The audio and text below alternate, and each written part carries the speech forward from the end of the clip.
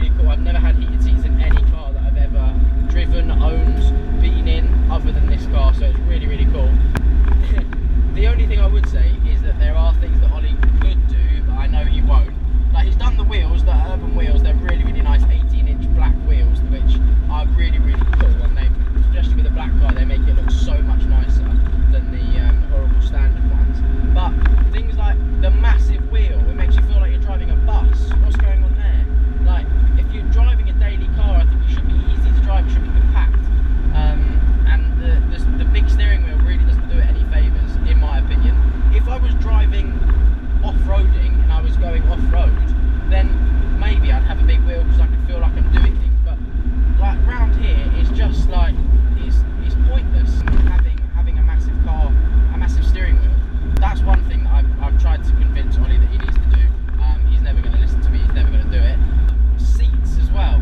I think these seats are really comfortable, but I think in terms of a daily car, maybe you could have like Recaro buckets or something, as lots of them do have.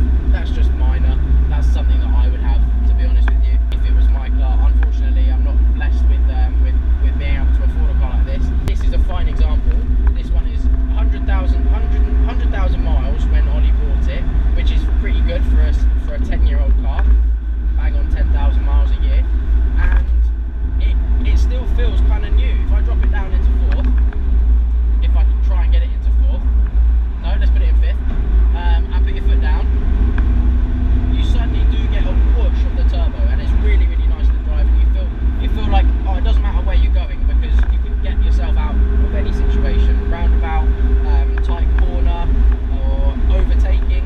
Lots of people would think that, oh, this car, you can't overtake anyone in it, but you can. If there was a lorry in front of me now, then I could definitely overtake it, no problem at all. It doesn't lack power, but if you're being picky, it lacks power all of the time. So you can put it in, let's drop it down into, I'll drop the speed, and let's drop it down into third, so we can get the revs back up, and then put your foot down. It's got nothing, whack, there you go, and the turbo comes. Diesel car, so much torque, get you out of anything, but that instant power that you kind of want with a petrol engine, or you get with a petrol engine, that you don't have in this, is something where, personally, it would work for me as a daily car, but I would always think to myself, I could get something else that was going to give me the same excitement. Now, just whilst I'm at these lights, I don't know if you can hear, but there's a real whir from the fuel pump, and it's really annoying. Really, really annoying. It's just there. It's just always a moan. It's really annoying. I don't think I could live with that on a daily basis. Sorry. I'm just connecting my phone to the Bluetooth. That was actually quite easy. Well done, Alpine. You've done a good job. Well done, Alpine. Hello? Okay, you're not going to believe what's happened. What's happened? Someone's robbed my car, mate. No way, someone's stolen your car? Yeah. Oh man. Oh, what does it look like? I mean, it looks a bit like a van. Oh, okay. A really loud van with black wheels. Oh, loud van, black wheels. Oh, kind of like a tank. Have you broken it? No, it's not broken yet. Have you got all four wheels attached? Yeah, it's actually got 5, because it's got one at the back. I've added a wheel. I've added a wheel. Oh, thanks, man. No worries. I have to say the power is there. It's got no it's got no shortage of power. Yeah, it's there. It's kind of uncontrollable. Yeah, uncontrollable. Yeah, like the Lamborghinis. Yeah, the Lamborghinis of today. Uncontrollable power. Oh, waving! I'm waving at people. Yeah, just got a wave. No, you're not. Yeah. I'm waving to BMW drivers as well, just because I can. He's so worried about his car. He's so worried about his car. It's so funny watching him, well, listening to him. He's like, have you done this? Have you done that? Has it broken? No, it's not broken. It will be, once I finish with it.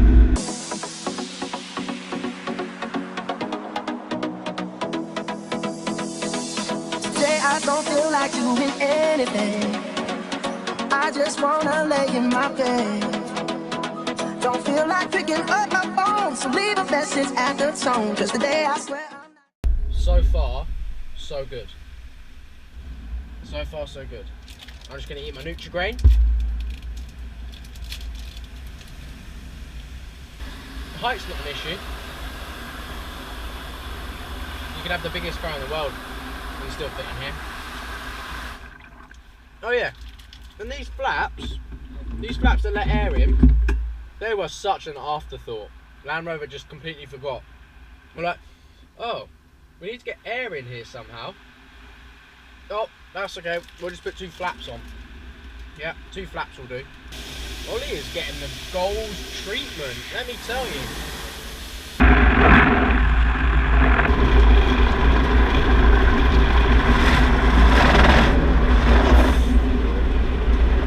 It's like something out of Jurassic Park. I can't see anything. Oh yeah, I can. There's a camera there. I just told you about that. It's actually kind of wet inside. Just whilst I remember, this clutch is literally the worst clutch ever. It is so heavy. It's like doing a leg press every time you want to change gear. It's so heavy. How he drives this as a daily car, I will never know. But right now, my foot's on the clutch, I'm in first, and I'm keeping it on the bike, but my leg is literally cramping up so bad. We're on our way back, we're going to give the car back. It's all in one piece, and sort of an overview of the car. Obviously, it is a great car. I've enjoyed having it for the day. It is a cool car, and especially when they're clean, even when they're dirty, they do look awesome. They are an awesome looking car. You take them into the town, into the city, right into central London, and they don't look out of place. Especially because loads of people have them now, but they don't look out of place. They're up there with the G-Wagons, and I think they're really cool cars. Just appearance-wise, out of 5 is probably a 4 out of 5 as standard, but with these wheels and the black urban bits that Ollie's put on it, I would say it's a good 4.5 out of 5. There's other things to do, but obviously no car's perfect, no project car's perfect. So looks as a good solid 4 out of 5, 4.5 out of 5, sorry. Comfort, it's a really comfortable car to drive other than the clutch. Again, I'd give it a 4 out of 5. You can do a long journey in this car if you don't mind the wearing of the fuel pump, which I mentioned. If you don't mind that, then it's sweet. So I think it is a car you can drive daily, and especially on long journeys. Like, you just bump it into 5th and you put your foot down, and it will just take you wherever you want to go. It actually gets up to speed real quick. Once you hit 90, it will sit there for a long time. Performance out of 5. Personally, I'd give it like a 3.5, a 4, just because I like quick cars. The power of this is there. It's got the power. Fuck me, it's got the power. But this car is not a car to take you 0 to 60 in 4 seconds or 3 seconds or whatever. It's a car to take you 0 to 60 towing a trailer at a reasonable pace.